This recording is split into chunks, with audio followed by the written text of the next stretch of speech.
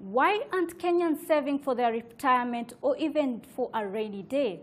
That is the question that worries economic planners, ranging from the country's foremost budgetary planning office, the Treasury, to pension schemes. Even as the average household net worth plunged, the cost of everything from healthcare to housing has risen for decades at rates well beyond of inflation. Joining us is Symon Kamore, CEO of SMEP Microfinance. Thank you very much for joining us this afternoon. Now, this is a new year, and many Kenyans, the topic is normally savings. How do they save? What can they do, probably, to ensure that this year they are able to save? Okay, thank you so much, and thank you for inviting me into the studio today. The first thing I would say is that Kenyans need to have a mindset that they need to take charge of their finances and to stop this culture of crisis management where they sit back and do nothing until a need comes into place. Most of the needs in our lives can be predictable. The retirement age is predictable, and the needs that are coming up, let's say school fees in January, is also predictable. So once people know that these things are predictable and the needs will be there at some point, then they need to put up a plan and they adjust their lives so that they can start training. Is there a strategy probably they can use? There are several strategies. And coming up with a daily saving amount or weekly saving amount, and that one will have to make them do also some adjustments in the times of their lifestyle. Now, for instance, one of the issues we have is that we have a poor savings culture in our country, and we have a very high level of dependency. Now, people need to look back, and the only thing that can help them is to achieve a bit of financial literacy. And this financial literacy will allow them to plan for their finances. On one side, they'll be able to clearly identify what are the sources of their revenues, or what we call incomes, and also clearly identify their expenditure, so that then they can plan their revenues or incomes and ensure that at the end of the day, they are able to put some money aside and treat savings as a serious thing. And now the issue of strategy is ordinarily people put a tin or someone put money aside. But in the modern times, there are methods where people can be able to save through technology. But technology has also to be driven by a mental state of mental where people have made a decision to save. For instance, I can say what we are doing in our company. Last year, 2018, we started a program to enable our people, our customers, to save. And we call it 52-week savings challenge. What we wanted to do is to empower them to put aside some money so that the month of January will not be January, the way people may pronounce it and say January because of the issues that are there. And then we told them even with 25 shillings per week, or 50 shillings per week, or 100 shillings per week, they can be able to put money aside. Today is a near down the line. And the stories that we are receiving are amazing of how people have been able to transform their lives. And you have people who are able to take their children to school without struggle in this month of January. And the program is simple. You put 25 shillings in the first week.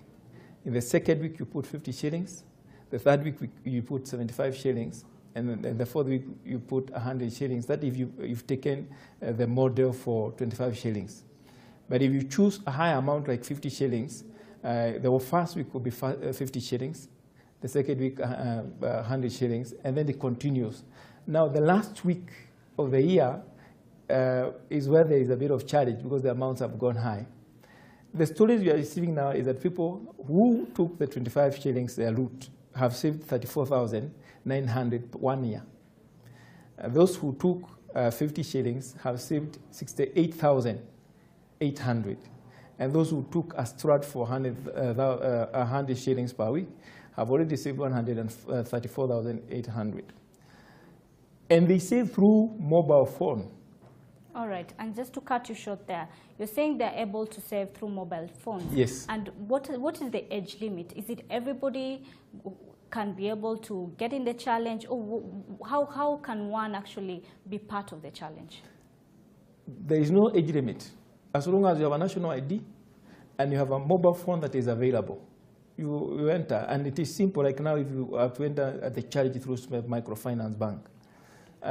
We are circulating in social media and inviting and also making public announcements of people to join us. And we are requesting those who are already in the program to talk to friends so that we can have a movement of a nation that is a saving nation. And the procedure, like for our case, is just to go to your pay bill. If you're an M-Pesa, you go to your pay bill and pick a business number 777-001, which is for SMEP. And there, when it tells you to identify the account, your account will be a national ID. Okay. It means if you send an amount there, the bank will return to you and work with you, facilitate an account opening. And now every week you'll be sending that amount. Their minimum amount, 25 shillings, 100 shillings, 50 shillings, or their multiples. And the amount continue piling per week. Maybe, probably the biggest worry would be if I'm able to get in this challenge, do you deduct? Do you take some money as a company or as a bank? Is there any deduction done? No, there is no deduction that the company does. In fact, we have reversed. Ordinarily, banks are known to borrow, to lend to customers. And when customers borrow, they pay interest. Now it is the reversal. You accumulate your money, but at the end of the year, the bank will pay you interest rate, and you're paying % per annum on all the money that has accumulated by the customers in the account. And we don't charge anything because this is their money, as opposed to where they would have borrowed from the bank. Okay. Yes. And then probably, what if, how much should one save in a month? We have simplified. We are talking about figures that ordinarily people would ignore. It's 25 shillings per week.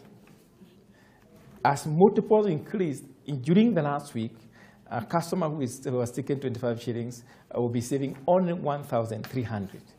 The ones for 50, you start 50 shillings 1 week, first week, second week 100, and then the last week they will save 2,600. That is the last week of the year.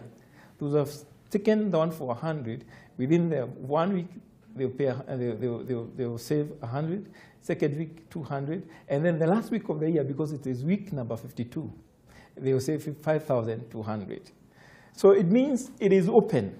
25 shillings is so little that people can ignore it.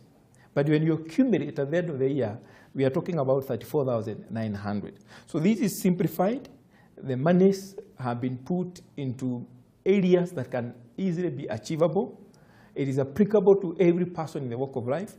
Those who have regular income and those who have irregular income, those who are employed, those who are in cashier, and they are paid per day, they can be able to join this challenge. And so our urge and request is to whoever is in, to talk to a friend, because in talking to a friend, you are empowering somebody.